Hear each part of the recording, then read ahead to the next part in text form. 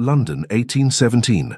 Harrington House's chandeliers spilled warm gold over the ballroom as England's finest spun and laughed under the carved ceiling. Half hidden behind a potted fern, Miss Harriet Donovan observed with cool composure. At 26, she knew how to disappear and still seem perfectly agreeable. "Another season begins," she murmured to herself, adjusting her pale blue evening gown, a colour chosen not for fashion, but for its ability to render her nearly invisible among the vibrant peacocking of the ton. 7 seasons had passed since her debut. 7 years of watching younger women, some barely 18, being courted, proposed to and wed while she remained firmly on the shelf. Not that she hadn't received offers. There had been several. The gambling-addicted son of a baron, 2 merchants' sons seeking entry to higher society, and an elderly viscount whose breath smelled perpetually of pickled herring.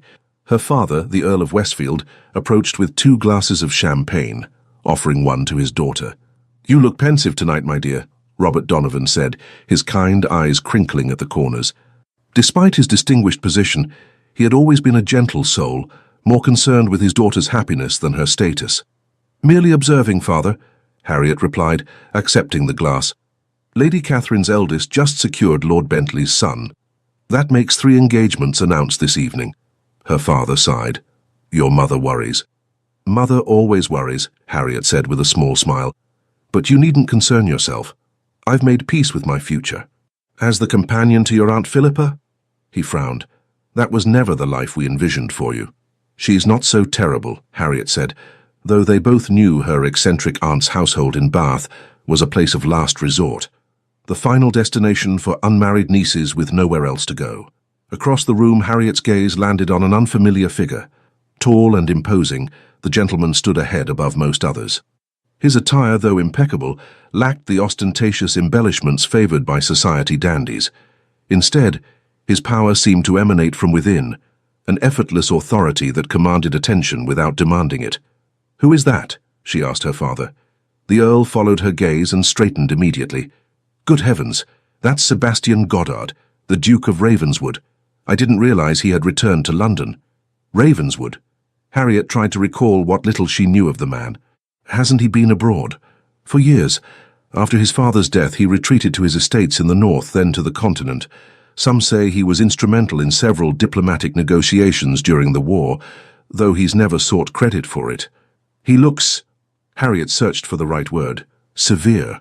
Brilliant man, frightfully wealthy, even by ducal standards. They say King George himself seeks his counsel on occasion." Her father lowered his voice. "But he's never shown the slightest interest in taking a duchess. Half the matchmaking mamas in London have tried and failed." Harriet watched as Lady Jersey, one of society's most formidable hostesses, approached the Duke. Even she seemed to tread carefully in his presence. "I imagine he finds the season tedious," Harriet mused. "As do you," her father pointed out with a knowing smile. "Yes, but I attend out of duty. What brings a man like him to something as trivial as Lady Harrington's ball?" Before her father could speculate, they were interrupted by her mother, the Countess of Westfield, accompanied by a young man whose eager expression immediately put Harriet on guard. "Harriet, darling," Barbara Donovan said with forced brightness, "you remember Mr. Edmund Chadwick? His father has just purchased that lovely estate in Hertfordshire." The evening progressed as so many others had before. Polite conversation, a dance with Mr. Chadwick, who stepped on her toes twice before telling her at length about his collection of stuffed birds, and eventually a retreat to the card-room where elderly matrons commented on her enduring beauty, a thinly veiled reference to her advancing age. Near midnight, seeking a moment's respite, Harriet slipped into the relative quiet of Lady Harrington's conservatory. The air was thick with the scent of exotic blooms, and moonlight streamed through the glass ceiling, casting everything in silvery light. She sank onto a stone bench beside a small fountain, closing her eyes to savor the peaceful burble of water. "You disappeared rather abruptly." The deep voice startled her. Harriet's eyes flew open to find the Duke of Ravenswood standing before her, his expression unreadable in the shadows. "Your Grace," she said, rising quickly and dropping into a curtsy. "Forgive me, I didn't hear you approach." "Please sit," he said, his tone making it less a request than a gentle command. After a moment's hesitation, he joined her on the bench, maintaining a proper distance. "You're the Earl of Westfield's daughter." It wasn't a question, but she nodded nonetheless. "Miss Harriet Donovan, Your Grace." "Sebastian Goddard," he replied, as though she might not know who he was. "I'm aware," she said, then bit her lip at her forwardness. To her surprise, the corner of his mouth lifted slightly. "Yes, I suppose you would be." He studied her with an intensity that should have made her uncomfortable, but instead sparked something warm in her chest. "You're different from the others." "Different?" "7 seasons, and not once have you manipulated an introduction to me. Not once have you or your family orchestrated an accidental meeting. You've never giggled behind your fan in my presence, or feigned a swoon to attract my attention." Harriet stared at him in astonishment. "You've noticed me before?" "I notice everything, Miss Donovan." His eyes, which she now saw were a striking shade of grey, held hers. "I've observed you since your debut. That's—" she searched for the right word. "Somewhat disconcerting." To her surprise, he laughed, a rich, genuine sound that transformed his austere features. Refreshingly honest as well. "Tell me, why are you hiding in the conservatory instead of entertaining potential suitors?" "I might ask why a duke is doing the same," she countered. "Touché." He inclined his head. "I find these gatherings tedious, but occasionally necessary." "As do I," she admitted. "Though in my case it's expected that I continue to participate in the marriage mart, despite overwhelming evidence that I'm destined for spinsterhood." "Are you?" he asked, his expression sobering. "Destined for spinsterhood?" 7 seasons would suggest so. Besides, I'm practically ancient by society's standards. Most gentlemen prefer younger brides who haven't developed such inconvenient habits as reading political journals and expressing opinions. Something flickered in his eyes, interest perhaps, or amusement. Dreadful habits indeed. A comfortable silence fell between them, broken only by the gentle splash of the fountain. Harriet found herself relaxing in his presence, a strange circumstance given his reputation for intimidating even the most confident members of society. "We should return," she said finally, though reluctantly. "My absence will be noticed eventually. As will mine." He rose and offered his hand to help her stand. When her fingers touched his, a jolt of awareness shot through her. "Thank you for the conversation, Your Grace," she said, withdrawing her hand as quickly as propriety allowed. "Sebastian," he corrected, then added more formally, "to my friends, of which I have very few." "I doubt we know each other well enough for such familiarity," she replied.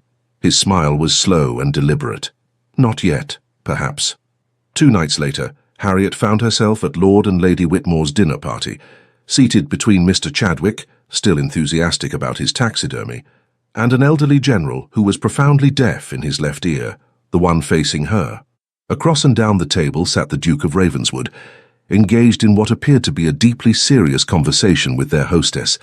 He hadn't so much as glanced in Harriet's direction all evening, making her wonder if their encounter in the conservatory had been some sort of peculiar dream. The dinner progressed through multiple courses, each more elaborate than the last. By the time dessert was served, an impressive construction of spun sugar and crystallized fruits, Harriet had resigned herself to an evening of nodding politely at Mr. Chadwick's discourse on the proper preservation of pheasant feathers. Then, during a momentary lull in conversation, the Duke rose to reach for the salt cellar. As he did so, he leaned slightly toward Harriet, and in a voice meant only for her ears, murmured, "Finalement eu rencontré," which means "finally I found you" in Portuguese. The foreign words, spoken in a perfect accent, caught her completely by surprise. Harriet gasped audibly, a small, startled cry escaping her lips before she could prevent it. The entire table fell silent, all eyes turning toward her. Heat flooded her cheeks as she realized she had become the center of attention, the very position she had spent 7 years carefully avoiding. The Duke settled back in his chair, the barest hint of a smile playing at the corner of his mouth. His eyes, fixed on hers across the table, held not mockery, but something far more dangerous, satisfaction. The silence stretched, becoming increasingly uncomfortable, until Harriet did the only thing she could think of. She reached for her wineglass and raised it slightly. "I was just thinking," she said, her voice steadier than she felt, "that we haven't properly acknowledged our gracious hosts for this splendid evening. To Lord and Lady Whitmore." Relief washed over the table as the guests murmured their agreement and raised their glasses. Conversation gradually resumed, the momentary disruption forgotten by all, except Harriet and the Duke, whose gaze remained fixed on her with undisguised interest. Later, as the ladies withdrew to the drawing-room, leaving the gentlemen to their port and cigars, Lady Elizabeth Norwood, Harriet's cousin and closest confidant, pulled her aside. "What happened at dinner?" she whispered. "I've never seen you lose composure like that." "It was nothing," Harriet insisted, though her flushed cheeks suggested otherwise. "A momentary indisposition." Elizabeth's skeptical expression made it clear she wasn't convinced. "It wouldn't have anything to do with the Duke of Ravenswood watching you all evening, would it?" "He wasn't watching me," Harriet protested, though her heart quickened at the suggestion. "My dear cousin, that man hasn't taken his eyes off you since we arrived."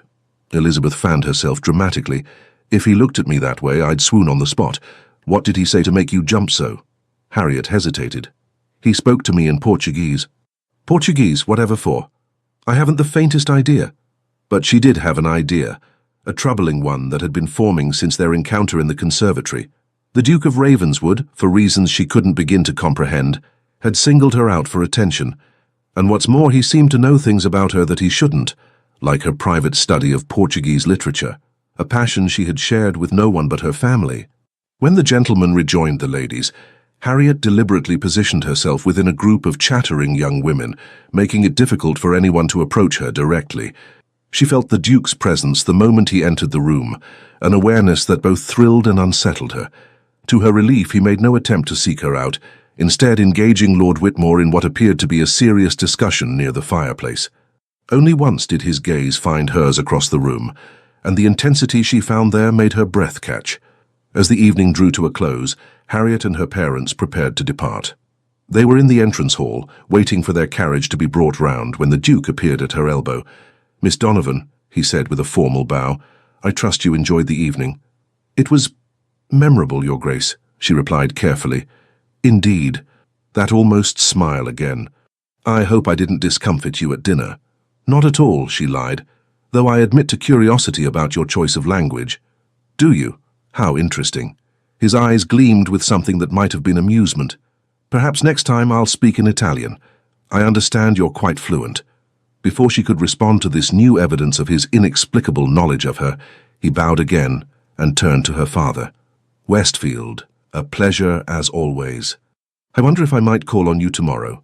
There's a matter I wish to discuss." Harriet's father looked startled but quickly recovered. "Of course, Your Grace. We'd be honored." The Duke's eyes flicked to Harriet once more. "Until tomorrow, then." As their carriage rolled through London's darkened streets, Harriet's mind raced with questions. Why would the Duke of Ravenswood, one of the most powerful men in England, take such an interest in her? What had he meant by, "Finally, I found you"? And most puzzling of all, how did he know about her private scholarly pursuits? "He wishes to call tomorrow," her mother said, breaking the silence. Her tone was carefully neutral, but Harriet could hear the underlying excitement. "How interesting." "Indeed," her father agreed. "Though what business he could have with us, I cannot imagine." But Harriet could imagine, and the possibility both terrified and exhilarated her. For the first time in 7 seasons, she found herself looking forward to the morrow with something other than resignation. The following afternoon found Harriet unusually particular about her appearance. She had changed her gown 3 times, before settling on a simple day dress of deep emerald that complemented her auburn hair. Not that she was trying to impress the Duke, she told herself firmly. She merely wished to present herself with appropriate dignity. "You look lovely, dear," her mother said, entering Harriet's bedchamber, "though I can't recall the last time you wore that particular shade." "It's not too much?" Harriet asked, smoothing the skirt nervously. Her mother smiled knowingly. "Not at all. It brings out the gold in your eyes." Downstairs, they found the Earl in his study, reviewing correspondence. "Your mother tells me you've taken unusual care with your appearance today," he said without looking up. "I always strive to be presentable," Harriet replied primly. Her father's eyes, so like her own, twinkled with amusement. "Of course. It has nothing to do with our expected visitor." Before Harriet could form a suitably dignified response, their butler, Simmons, appeared at the door. "His Grace the Duke of Ravenswood," he announced, with a gravity befitting the visitor's rank. Sebastian Goddard entered the room with the confident bearing of a man accustomed to command. He was dressed impeccably, in a dark blue coat that emphasized the breadth of his shoulders, buff breeches, and polished Hessian boots. His cravat was tied in a simple style that somehow managed to look more elegant than the elaborate confections favoured by society's dandies. "Your Grace," the Earl said, rising to greet their guest. "Welcome to Westfield House." "Thank you for receiving me on such short notice," the Duke replied, bowing to the Countess before turning to Harriet. His eyes lingered on her for a moment longer than was strictly proper. "Miss Donovan." "Your Grace," she responded with a curtsy, fighting to keep her voice steady. Once they were settled, with tea served and initial pleasantries exchanged, the Earl leaned forward slightly. "You mentioned a matter you wished to discuss?" "Indeed." The Duke set down his teacup with deliberate care. "I'll come directly to the point. As I have no taste for unnecessary circumlocution, I have come to request permission to court your daughter." The silence that followed his declaration was absolute. Harriet felt as though all the air had been sucked from the room. Surely she had misheard. Her father recovered first. "I see. This is rather unexpected. For you, perhaps," the Duke said, his calm demeanour unruffled. "For me, it is the culmination of a long period of observation and consideration." "You've been observing our daughter?" the Countess asked, her tone somewhere between flattered and concerned. "Since her debut," he confirmed, echoing what he had told Harriet in the conservatory. "I found her immediately intriguing, intelligent, composed, and refreshingly genuine in a society that prizes artifice above all else." "But you never approached her," the Earl pointed out. "Not once in 7 seasons. I had obligations that kept me away from London for extended periods," the Duke explained, "and I wish to be certain. Marriage is not a step I take lightly." "Marriage?" Harriet blurted, finding her voice at last. "Your Grace, we've scarcely exchanged 24 sentences." His gaze, when it turned to her, held an intensity that made her breath catch. "Quality of conversation matters more than quantity, Miss Donovan. Besides, I know far more about you than you might imagine." "So it would seem," she replied, remembering his knowledge of her linguistic studies, "though how that could be, I cannot fathom." A small smile played at the corners of his mouth. "Your father and mine were at Oxford together. Did you know?" The Earl nodded slowly. "We were acquainted, though not particularly close. Different circles. Nevertheless, he remembered you with respect," the Duke continued. "When I inherited the title, I made it my business to know the character of every significant family in England.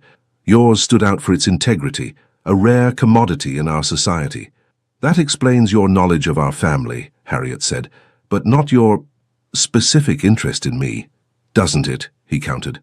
"A family of substance and principle might be expected to raise a daughter of similar quality. When I observed you at your debut, standing apart, watching the proceedings with intelligent eyes, rather than throwing yourself into the fray, my interest was piqued." "You've been watching me for 7 years," she said slowly, trying to make sense of it. "From a distance." "Not always from a distance," he corrected. "We've been in the same room on numerous occasions.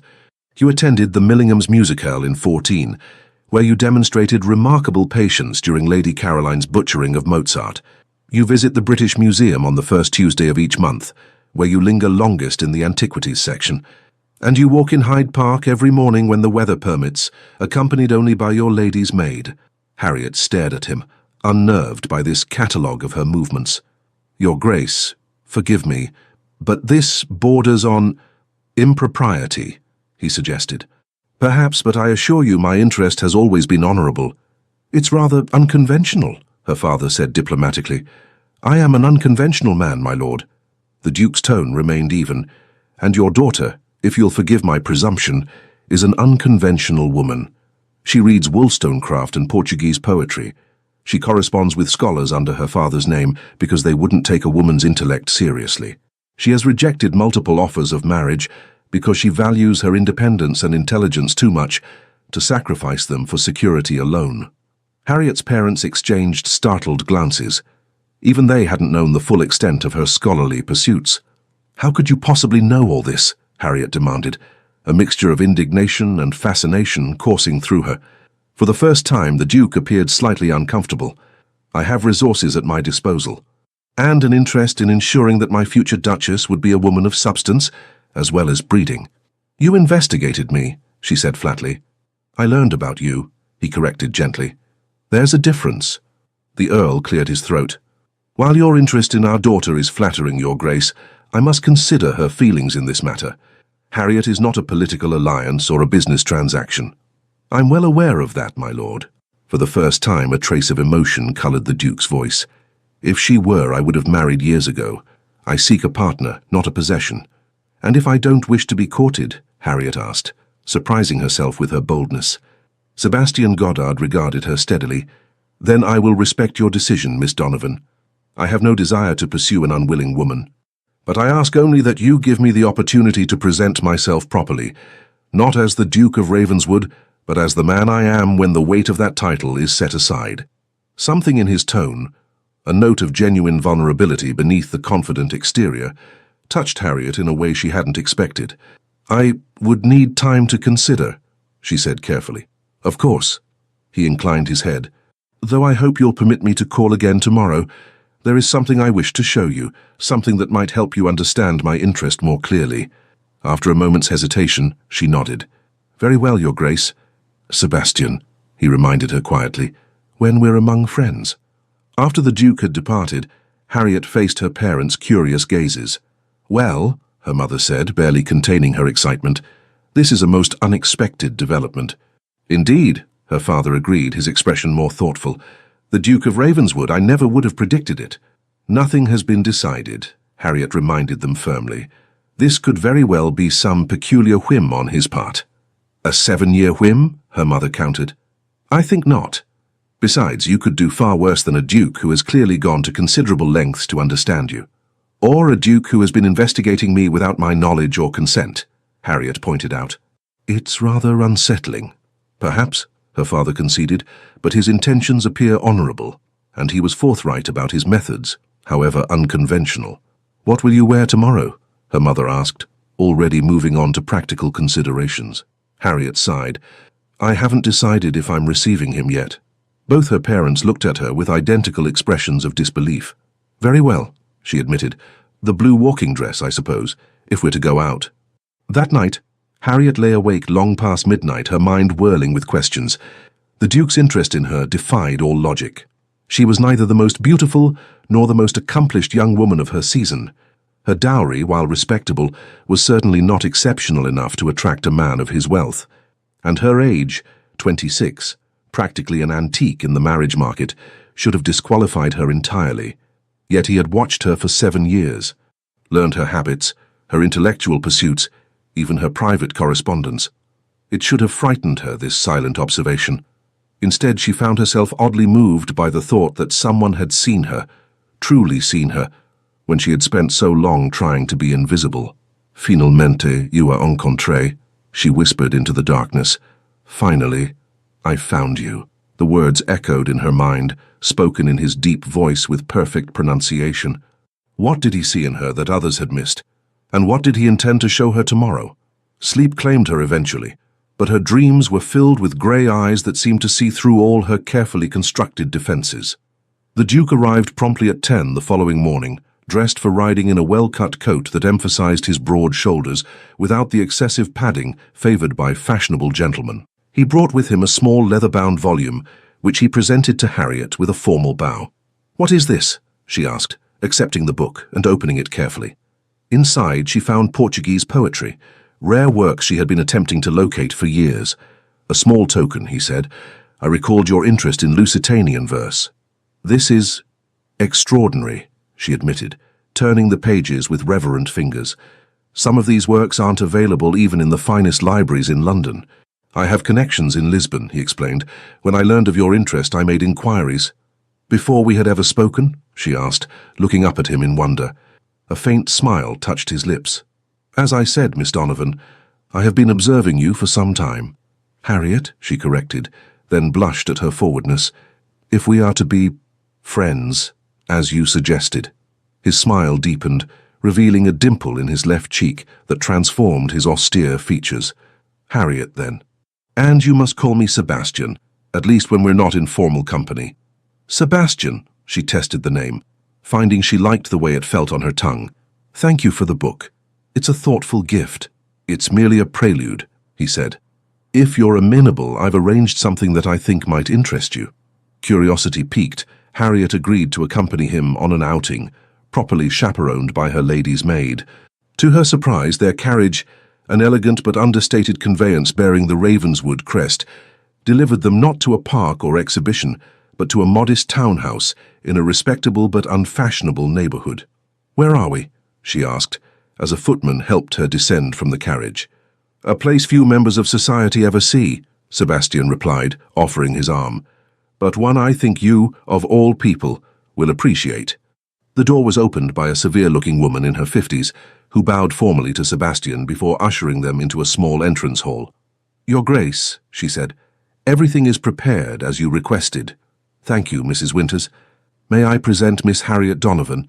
Harriet, this is Mrs. Winters, who oversees this establishment." The woman curtsied to Harriet. "An honor, Miss Donovan. We've heard much about you." Before Harriet could inquire exactly what they had heard, Sebastian guided her through to a large, well-lit room where a most extraordinary sight greeted her.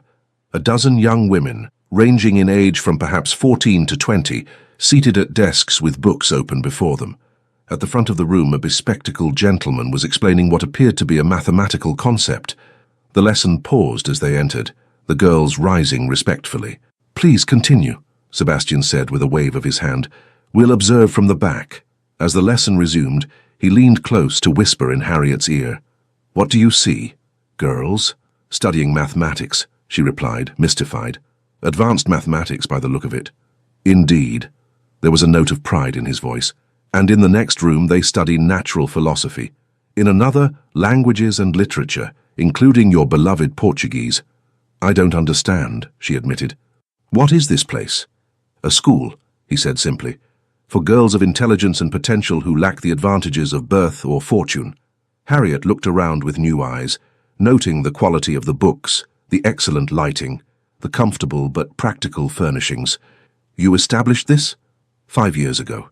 His expression was serious now, all traces of the aristocratic hauteur he wore in society gone.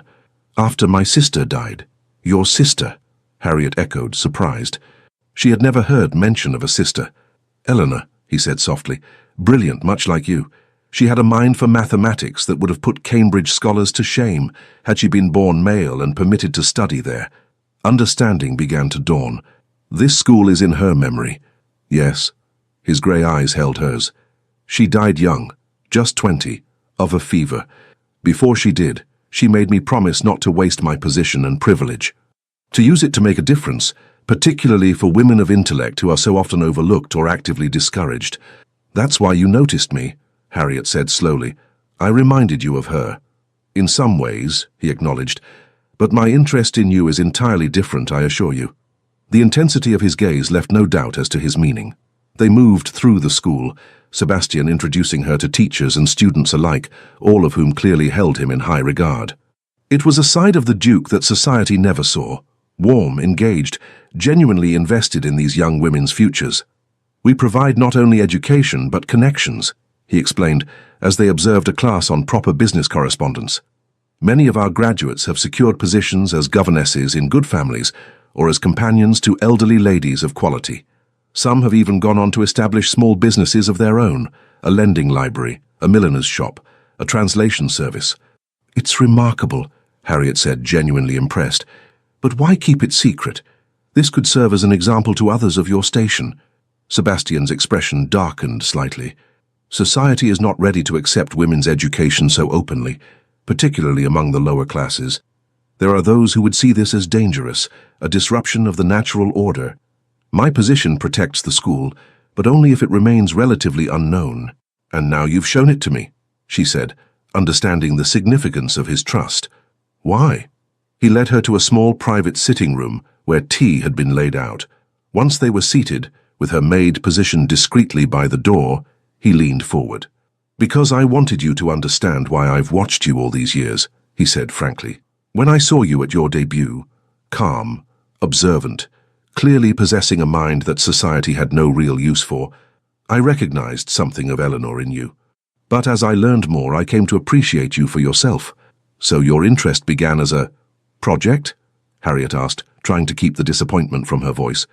"Another intelligent woman to save from society's limitations?" "No," he said firmly. "My admiration was immediate and personal. but I needed to be sure that you were as I perceived you to be, a woman of substance who would not merely tolerate my unconventional interests, but share them.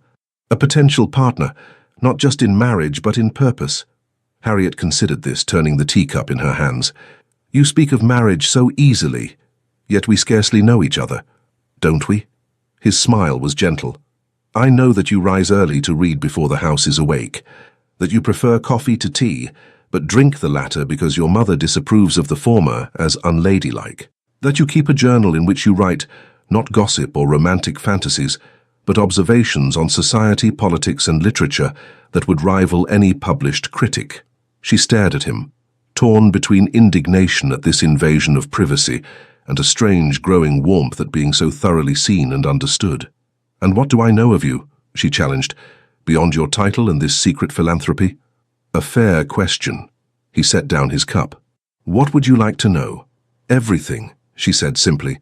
And so he told her of his childhood at Ravenswood Hall, his education at Eton and Oxford, his father's early death that thrust the dukedom upon him at just 24, of diplomatic missions during the war that could never be publicly acknowledged, of his frustration with society's emphasis on appearance over substance, of his determination to use his position for meaningful change rather than mere self-indulgence. I have never fit comfortably within Tun society, he admitted. I find most of its preoccupations trivial and its conversations insipid, which is why, when I observed you standing apart at that first ball, watching the proceedings with that same mixture of tolerance and detachment that I felt myself, you immediately caught my attention. And you've been watching me ever since, she mused, gathering information, learning my habits and interests. I prefer to think of it as coming to know you, he corrected gently, in the only way available to me, given the constraints of society and my own responsibilities that kept me often from London. Why not approach me directly, she asked, the question that had been burning in her mind since his first declaration. Sebastian looked slightly uncomfortable for the first time. At first it was because I wasn't certain. Marriage for someone in my position is not merely a personal choice but a political and social one. I needed to be sure. And later, she pressed. Later, I was afraid, he admitted, the confession clearly costing him. Afraid that the woman I had built in my mind, the Harriet Donovan I had come to admire from afar, might not match the reality, that you might be disappointed in me, or I in you, that the connection I imagined might not exist when we actually conversed. His honesty touched her deeply. This powerful man, feared and respected throughout England, admitting to fear of rejection by her, a spinster of 7 seasons whom society had long since dismissed. And now, she asked softly, having spoken with me, do you find the reality disappointing? His eyes, when they met hers, held such warmth that it stole her breath.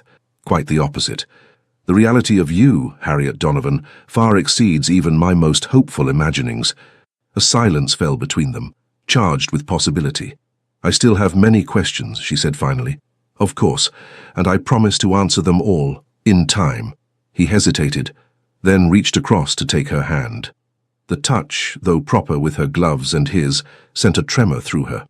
But for now I ask only this. Will you allow me to court you properly? To show you not just who I am, but who we might be together? Harriet looked into his eyes, intelligent, intense, and now vulnerable in a way she would never have expected from the formidable Duke of Ravenswood, and made her decision. Yes, she said simply, I would like that very much. Sebastian. His answering smile was like the sun breaking through clouds, transforming his severe features into something breathtaking in its beauty and warmth. As they left the school, returning to the carriage that would take them back to the world of society and its rigid expectations, Harriet felt as though she had stepped into an entirely new life, one where she was not invisible or overlooked, but seen, valued, and perhaps even cherished. What happens now? She asked as the carriage rolled through London's streets. Now, Sebastian said, his eyes gleaming with a mixture of satisfaction and anticipation. We scandalize society by dancing together at Lady Richmond's ball tomorrow night. Is that wise? She asked, though the prospect sent a thrill through her. It will cause talk. Let them talk, he replied with a dismissive wave. I've never cared for society's opinion, and I suspect you haven't either. Besides, he added with a hint of mischief that made him look years younger, "I've waited 7 years to dance with you, Harriet Donovan. I don't intend to wait a day longer." Lady Richmond's annual spring ball was the highlight of the London season, an event where reputations were made or broken with a single invitation, or lack thereof. The ballroom was a sea of silk and satin, jewels catching the light of 1,000 candles, as England's elite manoeuvred for position and advantage. Harriet entered on her father's arm, her mother following close behind. For the first time in 7 seasons, she felt a flutter of genuine anticipation rather than dutiful resignation. "You look beautiful tonight, my dear," her father murmured, as they paused at the entrance to the ballroom. She had chosen her gown with unusual care, a silk creation in deep sapphire blue that complemented her auburn hair and fair complexion. It was more daring than her usual selections, with an embroidered bodice that emphasized her slender waist and a neckline that, while still entirely proper, was lower than she typically favored. "Thank you, father," she replied, scanning the crowd with greater interest than she had shown in years. She spotted him immediately, standing near a column, his height and bearing setting him apart from the crowd. Sebastian wore formal evening attire, the severe black and white somehow more striking on him than the colourful finery adorning other gentlemen. As if sensing her presence, he turned, his eyes finding hers across the crowded room. The intensity of his gaze, even at a distance, sent a shiver down her spine. He inclined his head slightly in acknowledgement, the barest hint of a smile playing at the corners of his mouth. "The Duke has arrived, I see," her mother observed with poorly concealed excitement. Since Sebastian's declaration of intent to court Harriet, the Countess had vacillated between disbelief and delight. "How attentive he looks." "Indeed," her father agreed, his tone more measured. Though pleased by the match, the Earl remained cautious, concerned about the scrutiny his daughter would face as the object of the Duke's sudden interest. They moved further into the ballroom, accepting greetings from acquaintances. Harriet noted the speculative glances cast her way. Word of Sebastian's visit to Westfield House had clearly spread. "Miss Donovan," came a familiar voice. Lady Elizabeth Norwood, Harriet's cousin, approached with barely contained excitement. "You must tell me everything at once." "I'm sure I don't know what you mean," Harriet replied primly, though she couldn't suppress a small smile. "Don't play coy," Elizabeth chided, lowering her voice to a whisper. "The Duke of Ravenswood called on your family 2 days ago, and again yesterday. The entire town is abuzz with speculation." "Is it?" Harriet asked mildly. "How tedious for them to have so little of interest in their own lives," Elizabeth laughed. "Oh, you are impossible, but you must admit it's rather extraordinary. 7 seasons without a serious suitor, and suddenly the most eligible bachelor in England appears at your door." "There have been suitors," Harriet corrected, "simply none I cared to encourage." "Until now," Elizabeth observed shrewdly. "You're wearing the sapphire earrings Aunt Barbara saves for special occasions, and that gown is decidedly more flattering than your usual selections." Harriet felt heat rise to her cheeks. "The gown was your recommendation last season, if you recall, which you declined to wear until tonight," her cousin pointed out triumphantly. "Admit it, you wish to make an impression." Before Harriet could formulate a suitably dignified response, a hush fell over their immediate vicinity. She turned to find Sebastian approaching, his expression as unreadable as ever to most observers, but Harriet, now attuned to the subtle shifts in his demeanor, noted the warmth in his eyes as they met hers. "Miss Donovan," he said, bowing formally. "You look enchanting this evening." "Your Grace," she replied with a curtsy, aware of the many eyes upon them. "How kind of you to say so." Not kindness, but simple truth. He turned to Elizabeth, who was watching the exchange with undisguised fascination. "Lady Elizabeth, a pleasure to see you again." "Your Grace," Elizabeth managed, dropping into a curtsy. "How unexpected to see you at Lady Richmond's ball. You so rarely attend such functions." "I found I had reason to make an exception this evening," he replied, his gaze returning to Harriet. "Miss Donovan, I believe the next set is about to begin. Might I have the honor?" A collective intake of breath seemed to ripple through the nearby guests. The Duke of Ravenswood, who had famously danced with no one but the occasional foreign princess or daughter of a duke for the past decade, was requesting a set with Miss Harriet Donovan, a spinster of 7 seasons, with no particular claim to beauty or fortune. "I would be delighted, Your Grace," Harriet replied, placing her gloved hand on his proffered arm. As he led her toward the dance floor, she was acutely aware of the stares following them. the whispered comments behind fans and raised hands. "You've caused quite a stir," she murmured, as they took their positions for the quadrille. "Have I?" He seemed genuinely unconcerned. "I merely asked a beautiful woman to dance. Surely that's not so extraordinary." "It is when the gentleman in question is known for avoiding the dance floor as though it were plagued with the pox," she replied with a small smile. He laughed, a rich, genuine sound that drew even more stares. "Perhaps I simply needed the right partner to tempt me." The music began, and Harriet found herself swept into the intricate patterns of the dance. Sebastian moved with unexpected grace for a man of his size, leading her through the steps with confident precision. When their hands met, even through the barrier of gloves, she felt that same jolt of awareness that had surprised her in the conservatory. "You dance beautifully," he said, during a moment when the figures of the dance brought them close together. "As I knew you would." "You seem very certain of many things about me," she observed, for a man who claimed to fear disappointment in the reality. His lips quirked in that almost smile that was becoming increasingly familiar. "Some things one can observe from a distance. The grace with which you move, for instance. The intelligence in your eyes. The gentle firmness with which you declined Lord Hathaway's son when he stepped on your hem and tore it at the Millingham's ball 3 seasons ago." "You saw that?" she asked, surprised. She had forgotten the incident entirely. "I told you, Harriet," he said, his voice dropping to an intimate murmur as they circled each other. "I have been watching you for a very long time." The dance separated them again, but his words lingered, warming her from within despite the impropriety of such open admiration. When the set ended, Sebastian escorted her back to her mother's side, where a small crowd of acquaintances had gathered, clearly hoping to glean some insight into this unexpected development. "Your Grace," Lady Whitmore said, her tone overly bright, "how delightful to see you so engaged in the festivities." "Indeed," he replied non-committally. "Miss Donovan is an excellent partner." "How unexpected," Lady Jersey commented, her sharp eyes moving between Sebastian and Harriet. As one of society's primary arbiters, her opinion could make or break a reputation. "I wasn't aware you were acquainted." "Our families have known each other for years," Sebastian said smoothly. "The Earl and my late father were at Oxford together." This was true, if somewhat misleading in its implication of a long-standing connection between the families. "How fascinating," Lady Jersey replied, clearly unconvinced. "And yet I don't recall seeing you dance with Miss Donovan in previous seasons." "My loss entirely," Sebastian said with a slight bow to Harriet. "A mistake I intend to rectify this evening, if Miss Donovan will honour me with another set later." "I would be pleased to, Your Grace," Harriet replied, amazed at her own composure in the face of such scrutiny. As the evening progressed, Sebastian remained attentive, claiming Harriet for 2 more dances, a waltz during which his hand at her waist sent shivers up her spine, and a country dance that allowed for brief snatches of private conversation.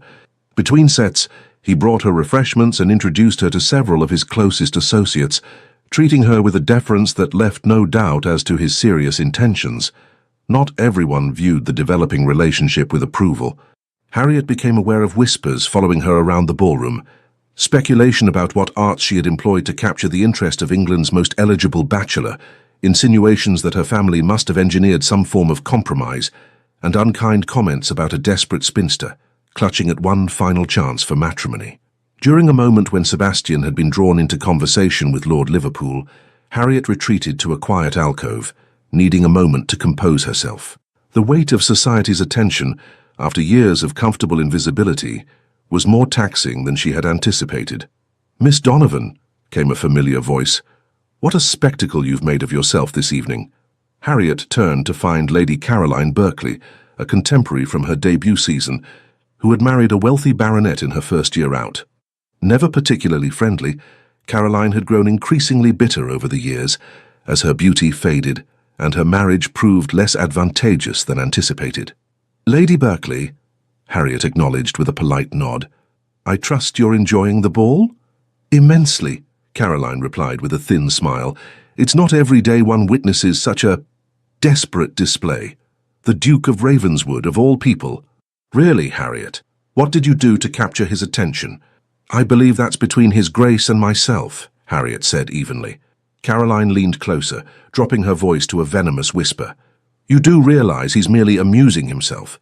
Men of his station often develop peculiar tastes. The challenge of the overlooked spinster, perhaps. But he won't marry you, my dear. He can't possibly. Though the words stung, Harriet maintained her composure. So how fortunate that I have your expertise on the Duke's intentions to guide me. I had only his direct statements to rely upon. Caroline's eyes narrowed. You always did think yourself above the rest of us with your books and languages. But a pretty face and a fresh young body will always trump intelligence in a man's eyes, and you, my dear, possess neither. Before Harriet could respond to this cruelty, a deep voice interrupted them. Lady Berkeley, Sebastian said, his tone glacial. I trust you're not monopolizing Miss Donovan's attention. I believe we're engaged for the next set. Caroline paled, clearly uncertain how much he had overheard. Your Grace, she managed, dropping into a curtsy. I was just reminiscing with Miss Donovan about our debut season, such a long time ago now. Indeed, he replied coldly, if you'll excuse us. Taking Harriet's arm, he led her away from the alcove, his expression thunderous. What did she say to upset you? He asked once they were out of earshot. Nothing of consequence, Harriet assured him, though the barbs had struck deeper than she cared to admit. Merely the predictable reactions of society to anything unexpected. Sebastian's jaw tightened. I heard enough to guess the rest. She suggested I couldn't possibly have serious intentions toward you. Something to that effect, Harriet acknowledged. And do you believe her? He asked, stopping to face her directly, his grey eyes intense. I don't know what to believe, she admitted honestly. This is all so sudden, so unexpected. A week ago, I was resigned to spinsterhood and a future as my aunt's companion. Now the most sought-after bachelor in England claims to have been watching me for years, speaks to me in Portuguese, shows me his secret school, and dances with me 3 times at the most important ball of the season. It's rather a lot to comprehend. His expression softened. I understand, and I've done you no favors by being so public in my attentions before you've had time to adjust to them privately. For that I apologize. There's no need, she assured him. I'm simply unaccustomed to being the center of attention. Would you prefer we leave? He asked. I have no wish to distress you. Harriet considered the offer, tempted by the thought of escaping the curious stares and malicious whispers. But then she recalled Caroline's smug certainty that Sebastian couldn't possibly be serious about someone like her. Something stubborn kindled in her chest. No, she said firmly. We will stay, and we will dance again, if you're still willing. A slow smile spread across his face.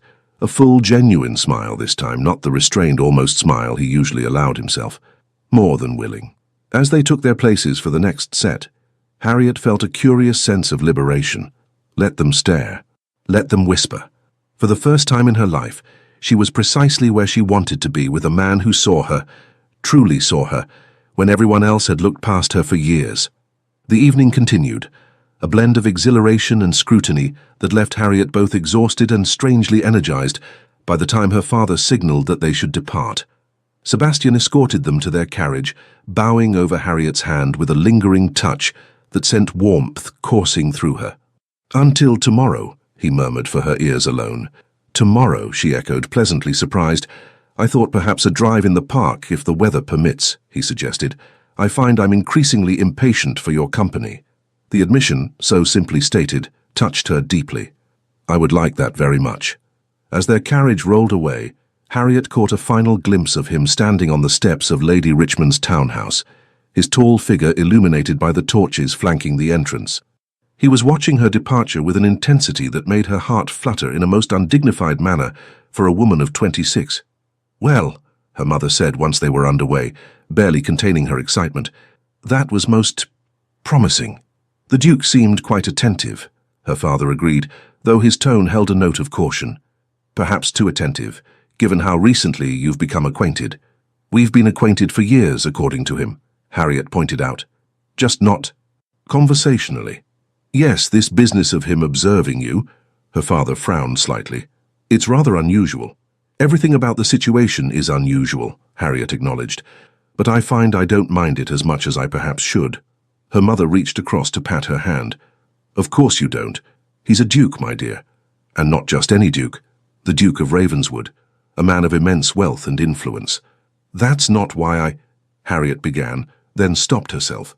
How could she explain that it wasn't Sebastian's title or fortune that intrigued her, but the man himself? The intelligence in his grey eyes, the unexpected warmth of his smile when he allowed it to emerge, the passion with which he spoke of education and purpose, the vulnerability he had revealed in admitting his fears of disappointment. "I know, dear," her mother said, misinterpreting her hesitation. "It's all happening very quickly, but at 26, perhaps quick is best." "Your mother means well," her father said with a gentle smile. "But what matters is your happiness, Harriet. Do you believe the Duke could make you happy?" Harriet considered the question seriously. "I hardly know him," she said finally, "and yet I feel as though he knows me, sees me in a way no one else ever has." "Then I suggest you take the time to know him in return," her father advised. "A courtship, even an expedited one, should allow for that." Over the following weeks, Harriet discovered that there was indeed much more to Sebastian Goddard than the austere, forbidding Duke of Ravenswood that society knew. Their daily drives in the park, always properly chaperoned, but still allowing for private conversation, revealed a man of profound intellect, dry wit, and surprising compassion. He spoke to her of his diplomatic work during the war, not the details which remained state secrets, but the principles that had guided him, a deep belief in justice, a commitment to preventing needless suffering, a vision of an England that lived up to its highest ideals rather than its basest impulses.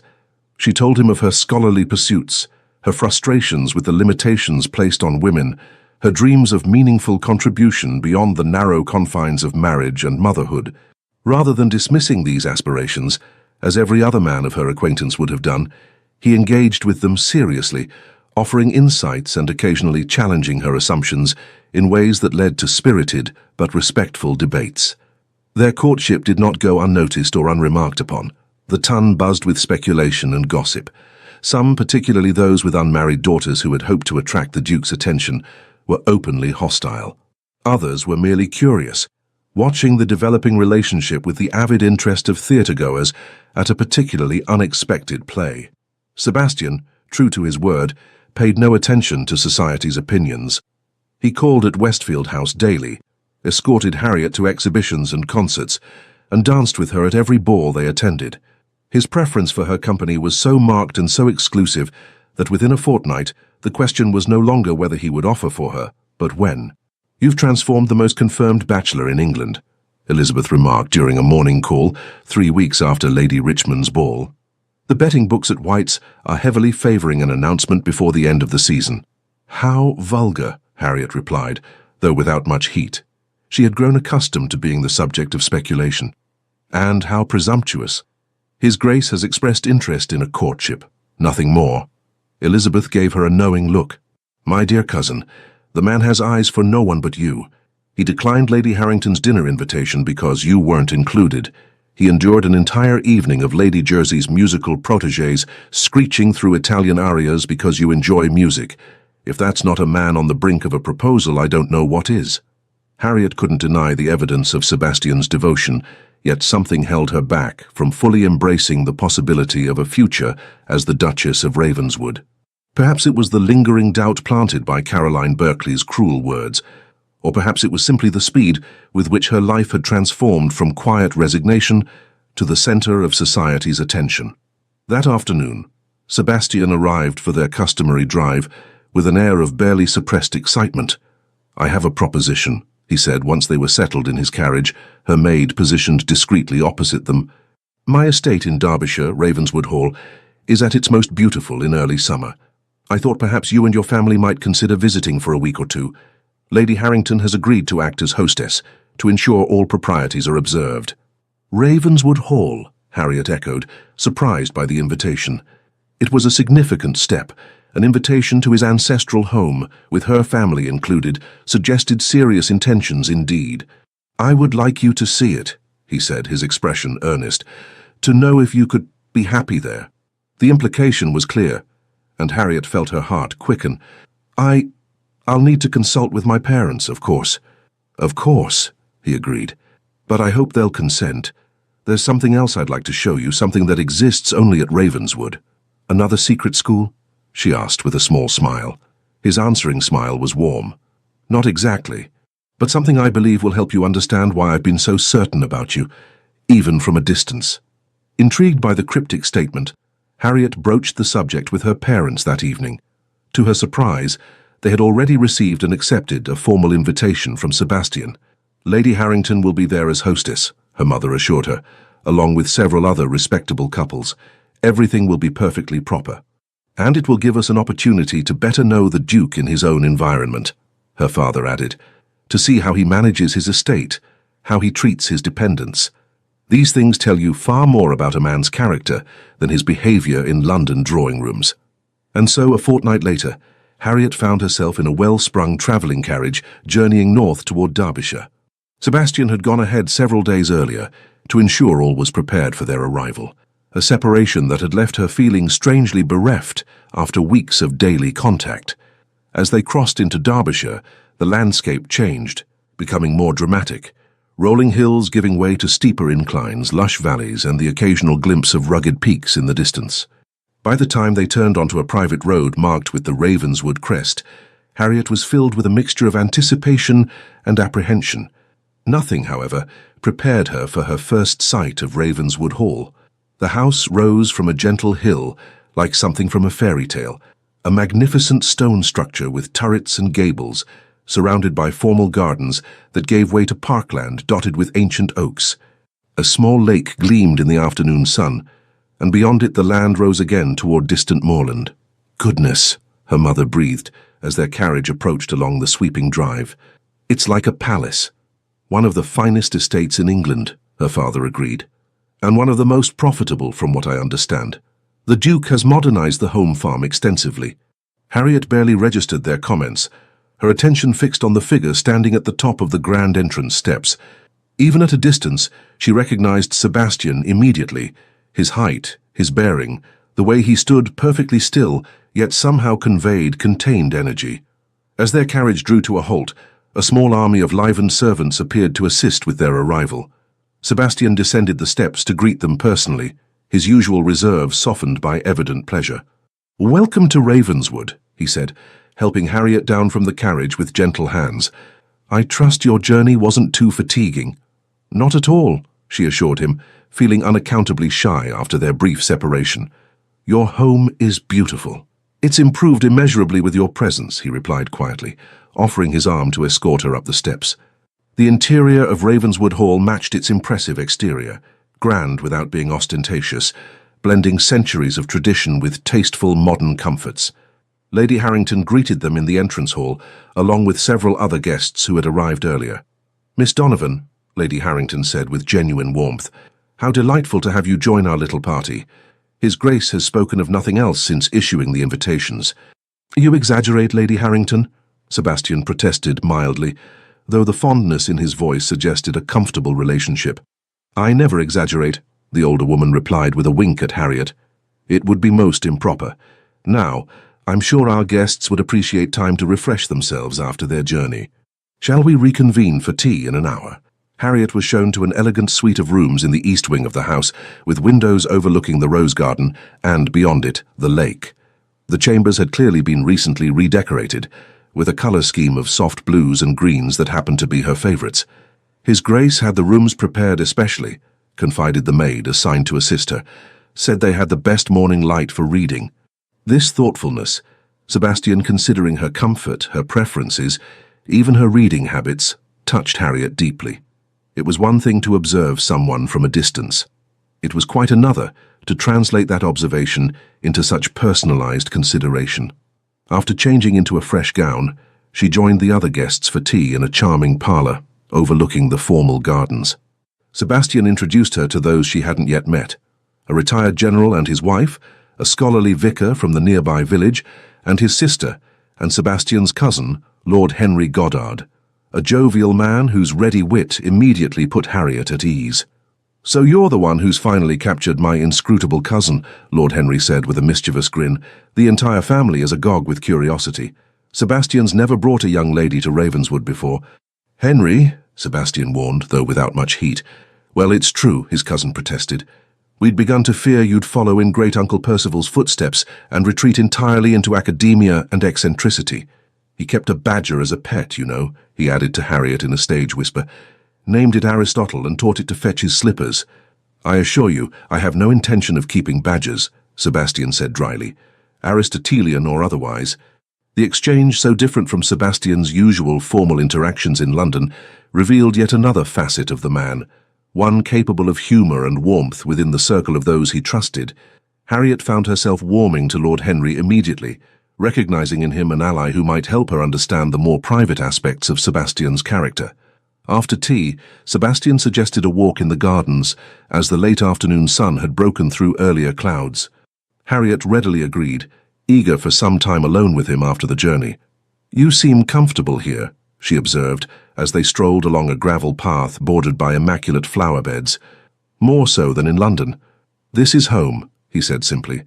"London is where I must be for business and political matters, but Ravenswood is where I can be myself." "And who is that?" she asked. "The man behind the ducal title?" He considered the question seriously. "Someone rather ordinary, I suspect, despite the extraordinary circumstances of birth and position. A man who values intelligence over beauty, substance over style, and purpose over pleasure. Though I'm not opposed to pleasure when it's meaningful," he added with a glance that sent heat rising to her cheeks. They walked in companionable silence for a time, eventually reaching a small Greek-inspired temple overlooking the lake. Inside, a stone bench offered a place to rest and admire the view. "I used to come here as a boy," Sebastian said, his voice softer with reminiscence, "when the lessons and expectations and responsibilities seemed too much. My father was a good man, but a demanding one. He saw the dukedom as a sacred trust, a position of both privilege and obligation." "And you share that view," Harriet observed. "I do." He turned to face her directly. "Which is why I've been so deliberate in my approach to marriage. The woman who becomes Duchess of Ravenswood doesn't just share my bed and bear my children, though I hope very much for both," he added, with a frankness that made Harriet blush again. "She shares the obligation, the trust, the purpose. That's a heavy burden to place on a wife," she said carefully. "It is," he acknowledged, "which is why I've waited so long to find a woman who could bear it, not as a burden, but as a calling of her own." His grey eyes held hers, intense and searching. "Tomorrow, if you're willing, I'd like to show you what I mentioned in London, the thing that exists only at Ravenswood. It might help you understand why I've been so certain about you, even from a distance." Curiosity piqued. Harriet nodded. "I'd like that very much." The following morning dawned clear and bright. After breakfast, Sebastian led Harriet to a wing of the house she hadn't yet explored. They climbed a spiral staircase to a tower room with windows on all sides, offering panoramic views of the estate. "This was originally a watchtower," Sebastian explained, producing a key to unlock a heavy oak door. "Built in more turbulent times, my great-grandfather converted it to a more peaceful purpose." The door swung open to reveal a sight that took Harriet's breath away, a magnificent library, circular in shape, with shelves reaching from floor to ceiling on all sides. A gallery ran around the upper level, accessible by a delicate wrought-iron spiral staircase. Comfortable reading chairs were positioned near the windows, and a massive desk occupied the center of the room, covered with papers, books, and what appeared to be correspondence. "The Ravenswood Library," Sebastian said with evident pride. "Over 20,000 volumes collected by generations of my family. But it's not the books themselves I wanted to show you, remarkable though they are." He led her to a section of shelving partially concealed behind the desk. "This is the family archive. Journals, letters, and personal papers dating back to the first Duke. Each Ravenswood heir is encouraged to maintain the tradition of recording not just events but thoughts, reflections, the inner workings of the mind and heart." Selecting a volume bound in dark green leather, he handed it to Harriet. "My father's journal from his time at Oxford, the entry for October 12th, 1789. Curious, Harriet carefully opened the book to the date indicated and began to read. The handwriting was firm and precise, much like Sebastian's own. "Met Robert Donovan today, a serious young man with a keen mind for mathematics. Unlike most of the fops and dandies that populate this place, he seems to genuinely value learning for its own sake. We had a fascinating discussion on Leibniz's calculus that left Hathaway and his crowd completely baffled. I sensed the beginning of a worthwhile acquaintance." "Your father and mine," she said, looking up in surprise. "They really were friends." "More than I initially realized," Sebastian confirmed, selecting another volume. This is from 2 years later. This entry described a punting expedition on the river, during which her father had eloquently defended the radical notion that women were intellectually equal to men, a position that had nearly led to a fistfight with a particularly conservative fellow student. Donovan insists that his future daughters, should he be blessed with any, will receive the same education as any sons, the journal recorded. A progressive view that I find myself increasingly sympathetic to, despite my traditional upbringing. I had no idea, Harriet murmured, touched by this glimpse of her father's youthful idealism he had indeed put into practice in her education. There's more, Sebastian said, guiding her to a different shelf and selecting a slim volume bound in blue. This is from my own journal, kept during my first season in London after assuming the title. With hands that trembled slightly, Harriet opened it to the page he indicated. The entry was dated May 15, 1810. Her debut ball. Endless parade of simpering debutantes tonight at the Hartington Ball. One exception, the Earl of Westfield's daughter, Miss Harriet Donovan. While the other young ladies fluttered and flirted, she observed the proceedings with intelligent eyes that missed nothing. There was something compelling about her composure, her quiet dignity amidst the social circus. When she did speak, primarily to her father, her expressions were animated, suggesting a lively mind behind the reserved demeanor. I find myself curious about her in a way I haven't been about any of the season's offerings. Perhaps because she reminds me of father's stories about her father, that same thoughtful quality, the sense of substance beneath the social veneer. Harriet stared at the page in wonder. You really did notice me, even then? I did, he confirmed. Though I wouldn't say I fell in love at first sight. Rather, I recognized something in you that resonated. A kindred spirit, perhaps. He guided her to a comfortable chair near the window, sitting opposite her. Over the years, my observations of you continued, recorded in these pages. Your dignity when faced with society's increasing dismissal as seasons passed without a match. Your intellectual pursuits, discovered through careful inquiry. Your kindness to those less fortunate, observed during your charity work at St. Bartholomew's Hospital. You documented all of this, Harriet asked, both flattered and slightly unnerved. Not in a systematic way, he assured her with a small smile. I'm not quite that obsessive, but yes, I noted impressions, observations, moments that confirmed my growing conviction that you were exceptional, not in the way society measures worth, but in the qualities I value most. He hesitated, then selected one final volume, newer than the others, its leather binding still fresh. This is from earlier this year, shortly before I determined to approach you directly. The entry was dated February 3rd, 1817. 7 years of observation, and still she intrigues me. Today at the British Museum, I watched Miss Donovan examine a newly arrived Egyptian artifact with such focused attention that the curator, thinking her a serious scholar rather than a society lady seeking entertainment, engaged her in detailed discussion about its provenance and significance. Her questions were insightful, her knowledge impressive. The curator never realized his error, so naturally did she inhabit the role of intellectual equal. And yet society sees only a spinster past her prime, a failure of the marriage market. Their blindness is my fortune, for it has left her unclaimed long enough for me to be certain. I am no longer concerned with political alliances or the expectations of the ton. At 31, I find myself longing for a partner of the mind as well as the heart. Harriet Donovan, with her quiet intelligence and hidden depths, increasingly seems the only possible choice. The question remains whether she would accept such an unconventional courtship from a man she knows only as the forbidding Duke of Ravenswood.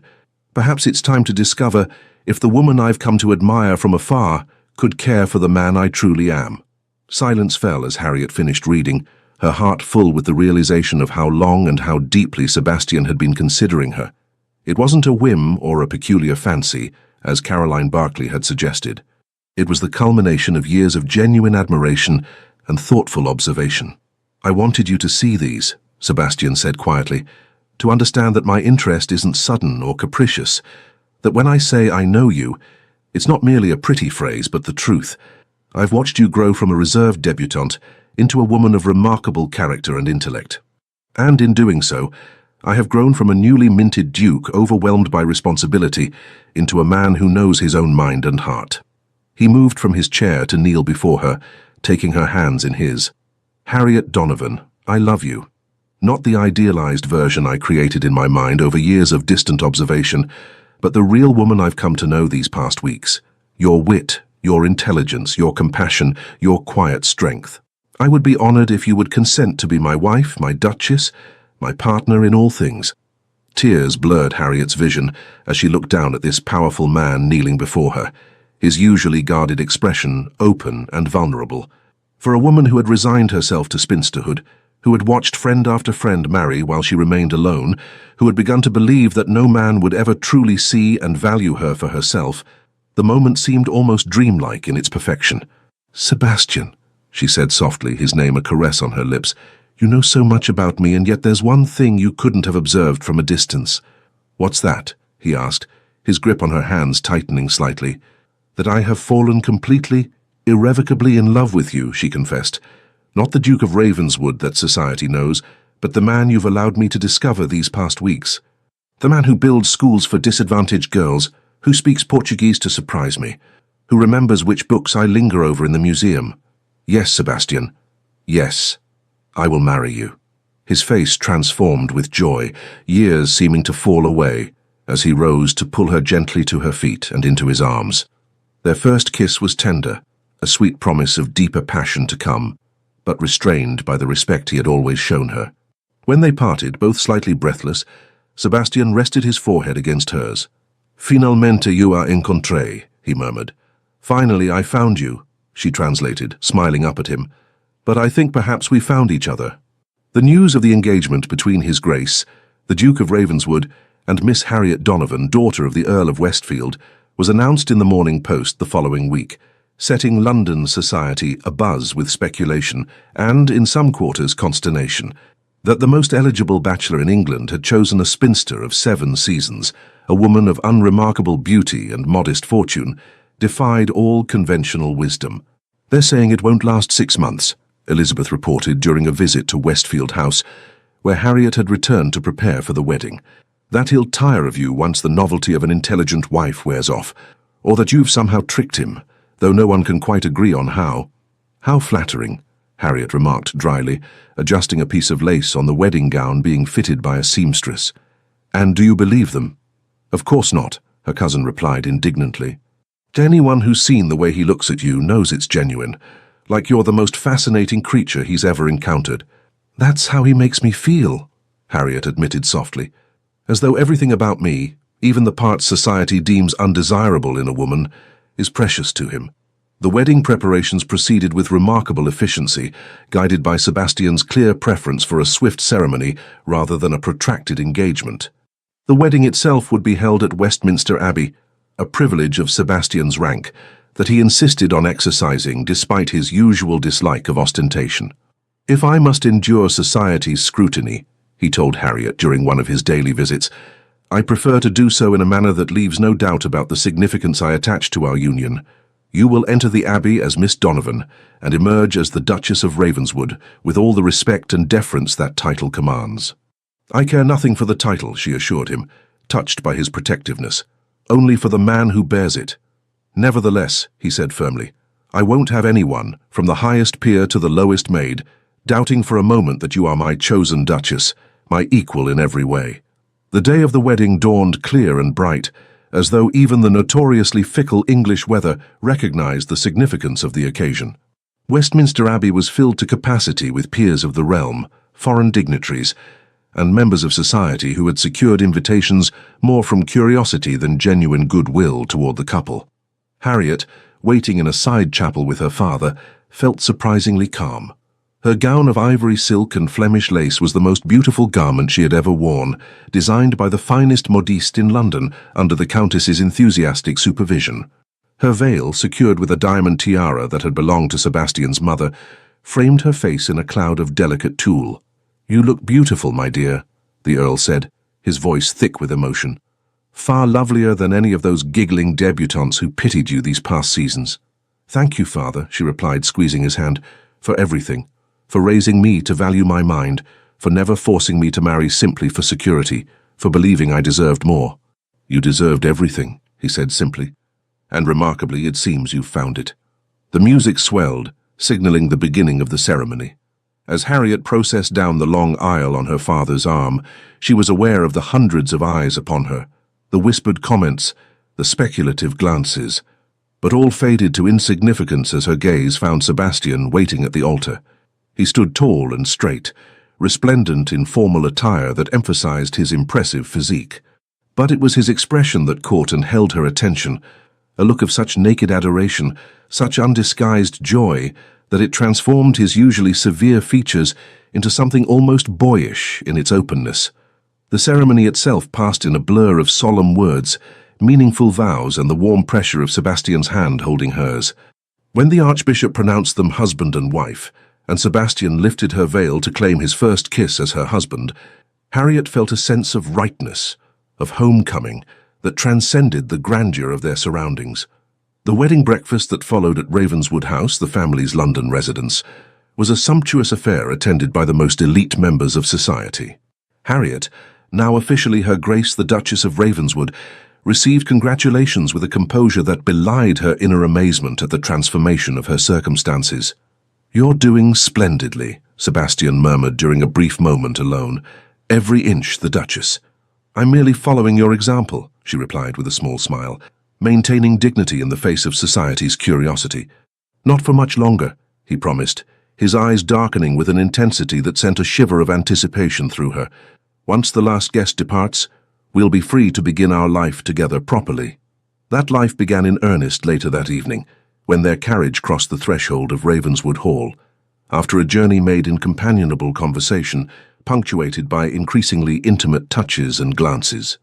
Sebastian had insisted on returning to his ancestral home rather than remaining in London for their wedding night, preferring privacy and personal significance over convention.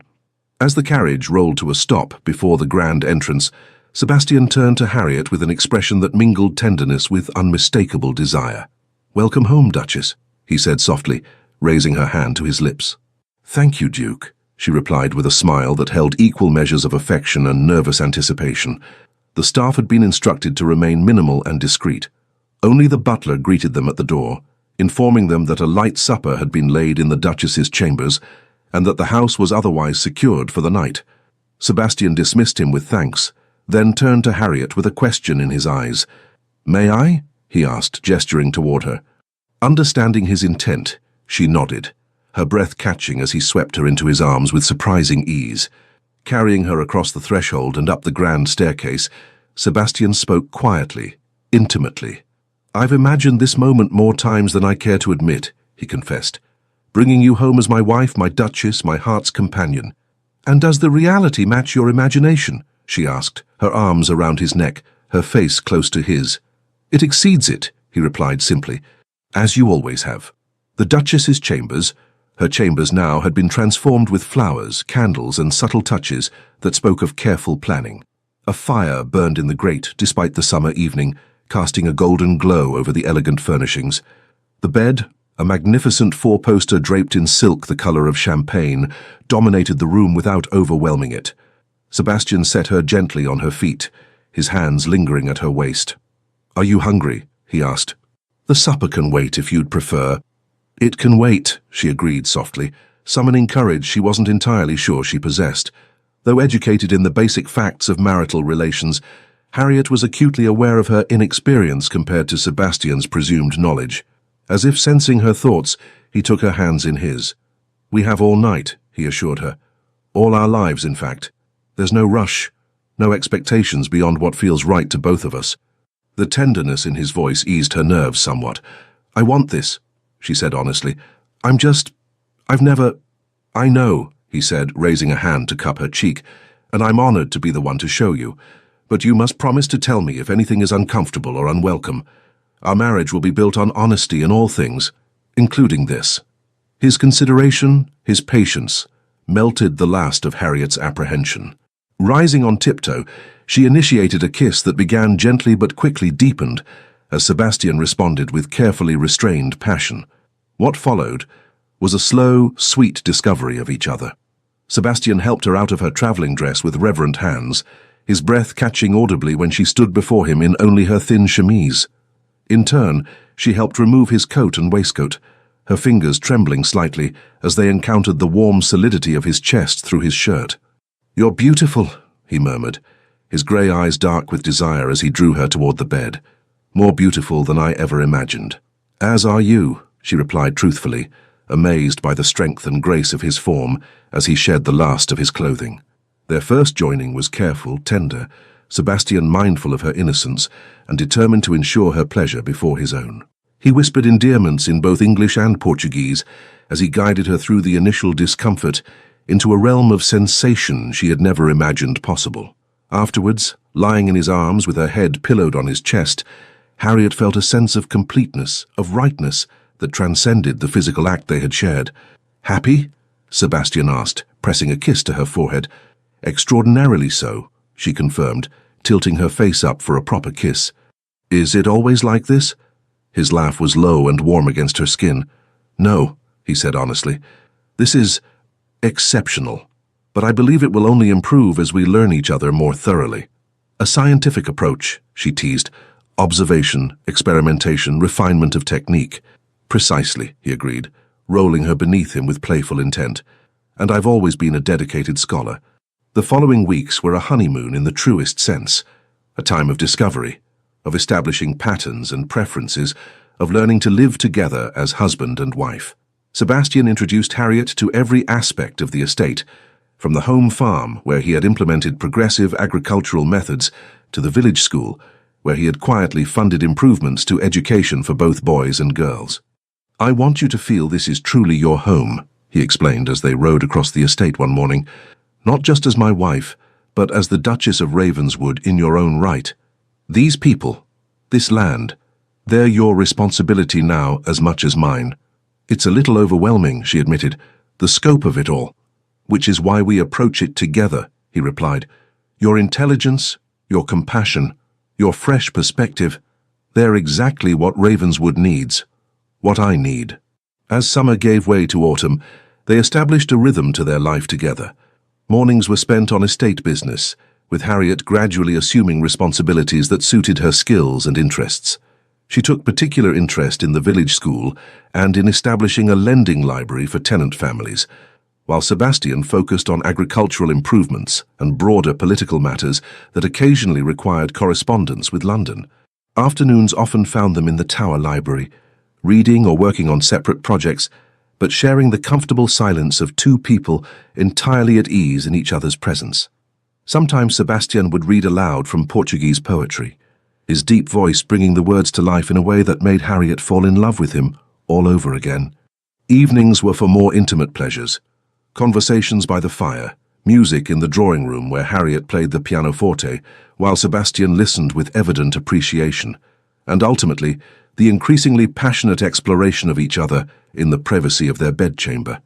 "I never imagined marriage could be like this," Harriet confessed one night as they lay entwined, the sweat of their lovemaking cooling on their skin. "So equal, so consuming." "Nor did I," Sebastian admitted, trailing his fingers along the curve of her spine. "I expected compatibility, respect, perhaps even affection in time. But this consuming passion, this sense that you're essential to my very being, this exceeds all expectation." As winter approached, they reluctantly prepared to return to London for the opening of Parliament, where Sebastian's position required his attendance. The prospect of facing society as a married couple, of Harriet taking her place as the Duchess of Ravenswood, in the very circles that had once dismissed her, brought a mixture of apprehension and anticipation. "They'll be watching for any sign of discord," Sebastian warned as their carriage approached London. "Any hint that our marriage isn't as fulfilling as it appears." "Let them watch," Harriet replied with newfound confidence. "What they see will only confound them further." Their arrival in the capital caused the stir Sebastian had predicted. Invitations flooded Ravenswood House as hostesses vied for the honor of presenting the new Duchess to society. With Sebastian's guidance, Harriet selected those events that would establish her position without overwhelming her with superficial socializing. Her first appearance as Duchess was at a formal dinner hosted by the Prime Minister, a deliberate choice that placed her immediately in the highest echelon of society. Dressed in a gown of deep burgundy velvet that complemented her auburn hair and fair complexion, with the Ravenswood diamonds at her throat and ears, Harriet entered the dining room on Sebastian's arm with a composure that belied her inner nervousness. "Her Grace, the Duchess of Ravenswood," the butler announced, and all conversation ceased as heads turned to observe her entrance. Sebastian's hand tightened reassuringly on hers. "Remember who you are," he murmured. "It's not just my wife, but a woman of substance in your own right." The dinner proceeded with formal correctness, Harriet seated in a position of honor befitting her rank. The conversation around her was primarily political, touching on matters of international diplomacy and domestic policy that would have excluded most society wives. To the evident surprise of several gentlemen present, Harriet contributed thoughtfully to the discussion, her comments informed by both her own reading and conversations with Sebastian. "Your Duchess is remarkably educated, Ravenswood," observed Lord Liverpool, the Prime Minister, with a mixture of surprise and reluctant admiration. "Indeed," Sebastian agreed, his pride evident, "one of her many qualities that made her the only possible choice for my wife." As the weeks passed, Harriet found her footing in her new role. The initial curiosity about her marriage gave way to a grudging acceptance, as society witnessed the obvious devotion between the Duke and his unconventional bride. Those who had predicted a swift end to the match were forced to revise their expectations as the couple presented a united front at every public appearance. Not all reactions were positive, of course. Caroline Berkeley remained vocally skeptical, suggesting to anyone who would listen that the Duke must surely regret his hasty choice. Her comments might have wounded Harriet in her previous life, but now, secure in Sebastian's love and her own position, they seemed merely petty and irrelevant. "Lady Berkeley continues to predict our imminent estrangement," she mentioned to Sebastian one evening as they prepared for a ball at Almack's. "According to her, you're already seeking consolation elsewhere." "Am I indeed?" he replied with amusement, adjusting his cravat. "How enterprising of me, considering I can scarcely bear to leave your side for parliamentary sessions." "She's particularly fixated on Lady Augusta Hamilton," Harriet continued, naming a young beauty recently arrived from the country. "Apparently you were observed speaking to her for a full 5 minutes at Lady Jersey's musicale." Sebastian moved to stand behind her at the dressing table, meeting her eyes in the mirror. "I was explaining to Lady Augusta that while her singing voice is indeed pleasant, my wife's intellectual conversation provides more lasting satisfaction." Harriet laughed, leaning back against him. "You didn't." "I most certainly did," he confirmed, dropping a kiss on her bare shoulder, though perhaps in slightly more diplomatic terms. The ball at Almack's proved to be something of a turning point in society's acceptance of Harriet. As she and Sebastian moved through the elaborate figures of a quadrille, she became aware of a subtle shift in the atmosphere, a transition from curiosity and skepticism to a more genuine acknowledgement of her position. "You've won them over," Sebastian observed as they took a turn about the room during an interval between dances. "Not that their approval matters to me, but I confess it pleases me to see you recognized as you deserve to be." "I think they're simply growing accustomed to the idea," Harriet replied. "The novelty of our match is fading." "Perhaps," he conceded, "but there's more to it than that. You carry yourself differently now, with confidence, with assurance. You've grown into your role as Duchess in a way that commands respect." It was true, Harriet realized. The shy retiring spinster, who had spent 7 seasons fading into the background, had been replaced by a woman who knew her worth, who had been loved and valued for precisely those qualities society had once dismissed as undesirable in a wife. As the London season progressed, Harriet found unexpected fulfillment in aspects of her role as Duchess.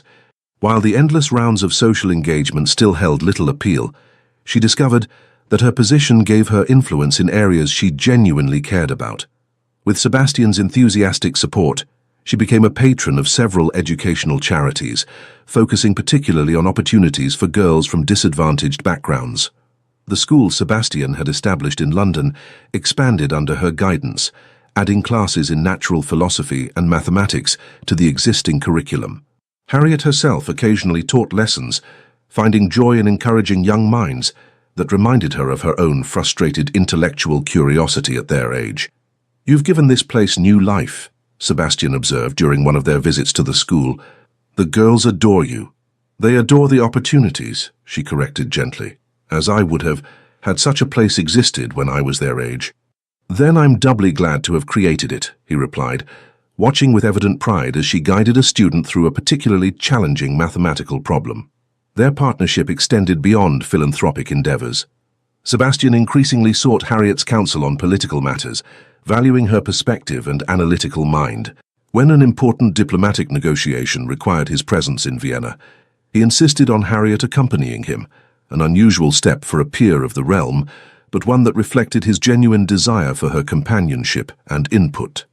"My father would have consulted only other men of his rank," Sebastian admitted as they journeyed across Europe, "but I find your insights often perceive nuances that others miss."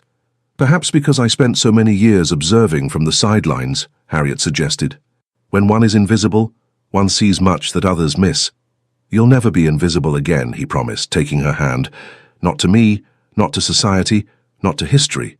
The Vienna Congress proved to be a triumph for both Sebastian's diplomacy and Harriet's social grace. The Austrian nobility, less bound by English prejudices, readily accepted the intelligent Duchess of Ravenswood, and several influential diplomatic wives sought her company specifically. "How you charm them without trying," Sebastian observed, after a particularly successful dinner, where Harriet had conversed fluently in German with a Prussian minister whose goodwill was crucial to their negotiations. "Simply by being yourself, thoughtful, well-informed, genuinely interested in their perspectives." "I am interested," she said simply. "These are fascinating times, and we're privileged to witness them from a position of influence." Upon their return to England, life settled into a pleasing rhythm divided between London and Ravenswood Hall. Their first wedding anniversary was celebrated quietly at the estate, with only family and closest friends in attendance, a marked contrast to the public spectacle of their wedding, but far more in keeping with their private preferences. "Happy?"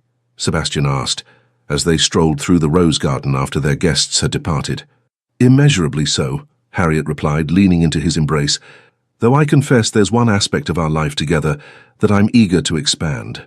"And what might that be, Duchess?" he inquired, his arms tightening around her. "Our family," she said softly. "I find myself increasingly drawn to the idea of children. A son with your grey eyes and commanding presence, perhaps, or a daughter with a mind as keen as yours." Sebastian's face transformed with joy as he understood her meaning. "You're with child?" Harriet nodded, her own happiness reflected in his expression. "The doctor confirmed it yesterday. We should expect an heir to Ravenswood by winter's end." He lifted her in a careful embrace, spinning her gently before setting her back on her feet. "My brilliant, wonderful Harriet," he murmured against her hair. "Every day you give me new reasons to thank whatever fate or providence led me to notice you all those years ago." "Finalmente eu encontrei," she whispered, reversing his Portuguese phrase from their courtship. "Finally, I found you." "And I, you," he replied, kissing her with a tenderness that spoke volumes about the depth of his love. "Always and forever, my heart's perfect match." The news of the Duchess's condition spread quickly through society, adding final legitimacy to a marriage that had begun with such widespread skepticism. Even Caroline Berkeley was forced to acknowledge that the Duke appeared genuinely delighted by the prospect of fatherhood, his attentiveness to his wife increasing rather than diminishing as her pregnancy progressed. By the time their son was born, a healthy, robust boy with his father's grey eyes and his mother's determined expression, the story of their unconventional courtship had become something of a romantic legend. The spinster who had watched 7 seasons of debutantes marry before capturing the heart of England's most elusive duke was now firmly established as one of the most respected and admired women in society. "He has your chin," Sebastian observed as they sat together by the nursery fire, watching their infant son sleep peacefully in his cradle. "And I suspect your stubborn nature." "Heaven help us if he has yours," Harriet replied with a fond smile. "One utterly determined Goddard in the family is quite enough.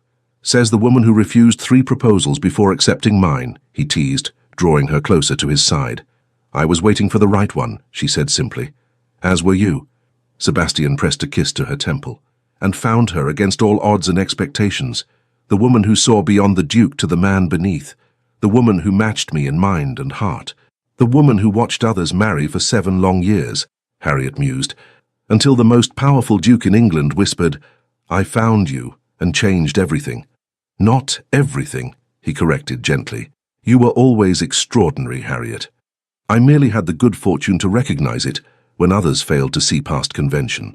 As their son stirred and began to fuss, Sebastian lifted him carefully from the cradle, cradling him with a tenderness that melted Harriet's heart anew.